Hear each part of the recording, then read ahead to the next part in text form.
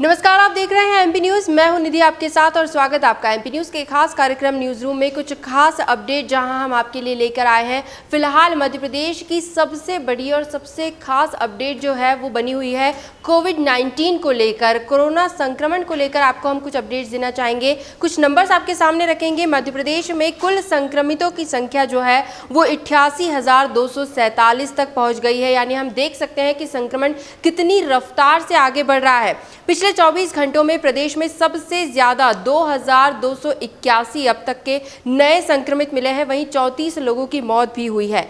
राजधानी भोपाल की बात करें तो 234 नए संक्रमित, वहीं कुल संक्रमितों की संख्या राजधानी में लगभग 13,500 के करीब पहुंच गई है। इसी तरह एक और हॉटस्पॉट इंदौर जो है, मध्य प्रदेश की आर्थिक राजधानी इंदौर में रिकॉर्ड हर दिन यहां पर नया रिकॉर्ड बनता जा रहा है। 379 नए कोविड पॉजिटिव पाए गए हैं। वहीं 5 मरीजों की कल के दिन में मौत भी हुई है। कुल संक्रमितों की संख्या इंदौर शहर में 17,161 तक पहुंच गई है। फिलहाल इंदौर में 5,162 एक्टिव केसेस हैं। वहीं दूसरी तरफ अच्छी खबर, राहत वाली खबर यह है कि 230 मरीज इंदौर में स्वस्थ होकर डिस्चार्ज भी हुए। तो ये तो हॉटस्पॉट्स की अपडेट है, लेकिन इन्हीं अपडेट से हम जान सकते हैं कि कोरोना और भी तेजी से अपने पैर पसार रहा है और अस्पतालों में भी अब जगह नहीं है। तो खुद की सुरक्षा खुद के हाथों में है। यानी हम खुद जितना बच के रह सके उतना बेहतर होगा, क्योंकि अब इलाज भी आपको मिल सके इस बात की भी कोई गारंटी नहीं है, क्योंकि अस्पताल पूरी तरह से फुल हो चुके हैं। तो कोविड-19 को लेकर फिलहाल मध्य प्रदेश के हालात चिंताजनक बने हुए हैं। खैर, न्यूज़ रूम में हम आगे बढ़ेंगे और अन्य खबरों की ओर रुख करेंगे। आपको एक दिलचस्प खबर बताते हैं, जो कि जैसा कि कहा जाता है कि एमपी अजब है, यहाँ कुछ भी हो सकता है। तो कुछ ऐसा ही नया मामला देखने को मिला है। मध्य प्रदेश विधानसभा में एक फर्जीवाड़े का मामला सामने आया है। कांग्रेस विधायक के फर्जी साइन कर विधानसभा में एक प्रश्न उठाया गया। पुलिस ने इस मामले को गंभीरता से लिया है और अज्ञात आरोपी के खिलाफ एफआईआर भी दर्ज की गई है। आरोपी की तलाश भी की गई। लेकिन दरअसल मामला क्या है वो हम आपको बताते हैं। घनश्याम सिंह दतिया से कांग्रेस विधायक हैं, जिनके नाम से फर्जी हस्ताक्षर कर विधानसभा में ध्यान आकर्षित करने के लिए दतिया की शासकीय भूमि पर अतिक्रमण से संबंधित प्रश्न उठाया गया। जब फर्जीवाड़े का पता चला तो उन्होंने विधानसभा सचिव से शिकायत की। पहले विधानसभा स्तर पर जांच की गई और फिर फर्जी साइन का पता चलने पर पुलिस को इसके बारे में जानकारी दी गई। पुलिस द्वारा प्राथमिक जांच कर ली गई है और अज्ञात आरोपी की तलाश भी की जा रही है। तो मध्य प्रदेश की विधानसभा में भी फर्जीवाड़े का एक मामला सामने आया।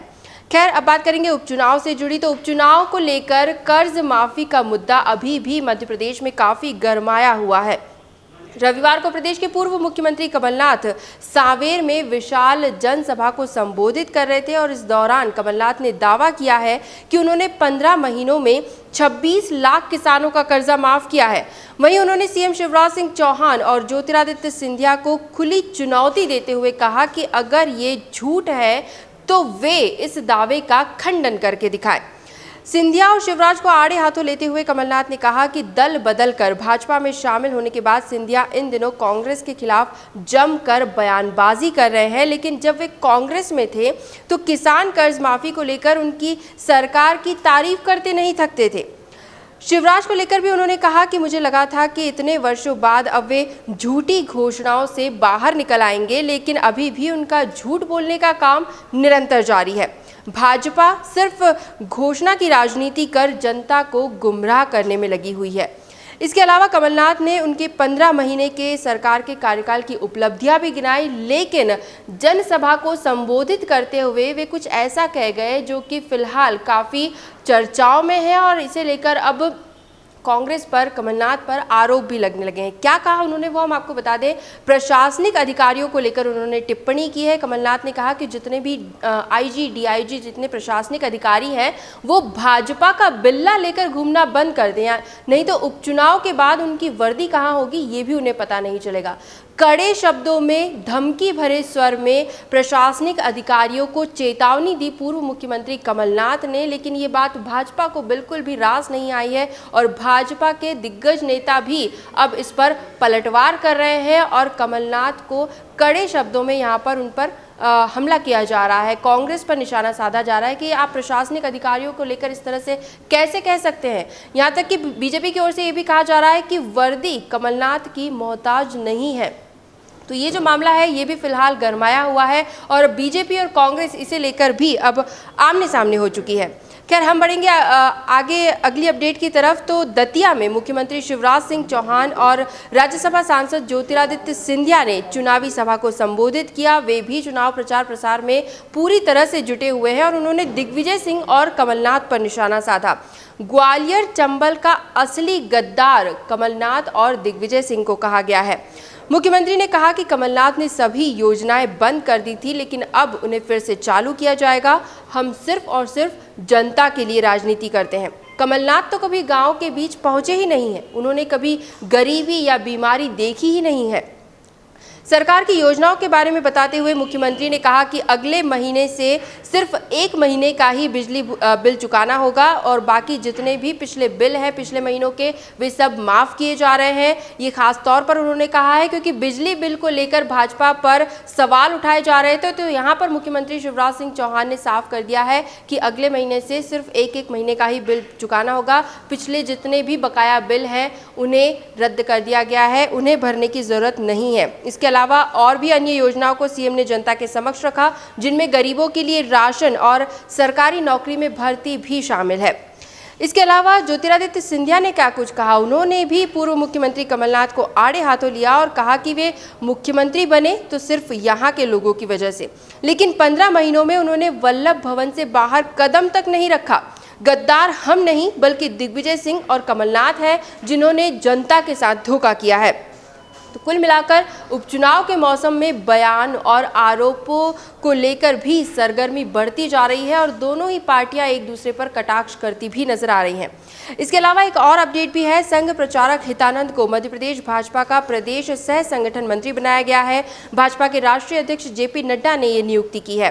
हितानंद शिवपुरी और विदिशा में राष्ट्रीय स्वयंसेवक संघ के विभाग प्रचारक भी रह चुके हैं। वे 1995 से आरएसएस में प्रचारक हैं।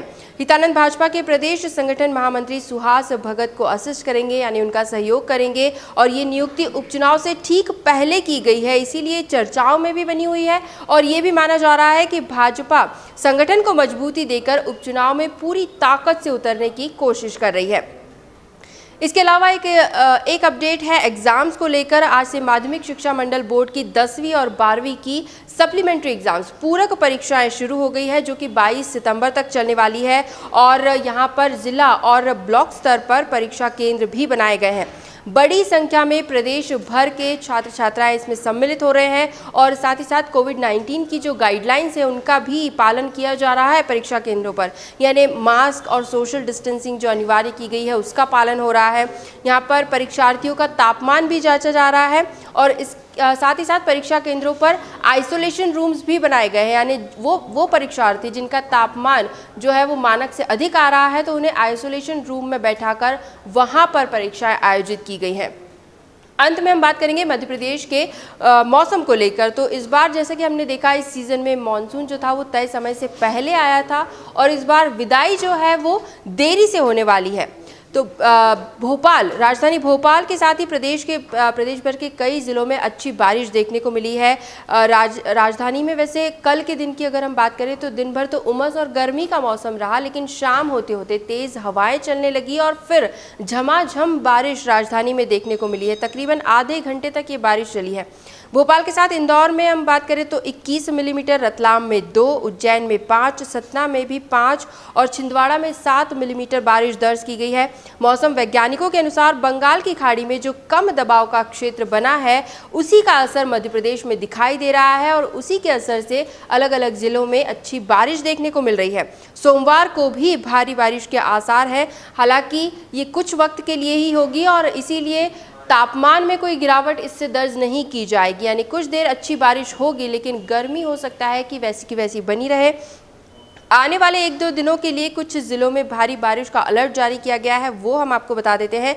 इंदौर, उज्जैन, अलीराजपुर, धार, झाबुआ, खरगोन, सिवनी, मंडला, बालाघाट, बुरहानपुर और इसके आसपास के भी कुछ जिले हैं। आगामी 1-2 दिनों में इन जिलों में अच्छी बारिश देखने को मिल सकती है। इसके लिए अलर्ट मौसम विभाग की ओर से जारी किया गया है। तो एमपी न्यूज़ के न्यूज़ रूम से फिलहाल यही अपडेट्स। लगातार और भी खबरें और भी जानकारियां हम आप तक जरूर पहुंचाते रहेंगे। बस आप बने रहिए हमारे साथ, देखते रहिए एमपी न्यूज़। धन्यवाद। एमपी की नब्ज, एमपी का हाल, मध्य प्रदेश की हर खबर एमपी न्यूज़ टीवी के साथ। लगातार खबरों के लिए सब्सक्राइब करें हमारा YouTube channel MP news TV. Latest updates के लिए बेल आइकन दबाना जरा भी न भूलें।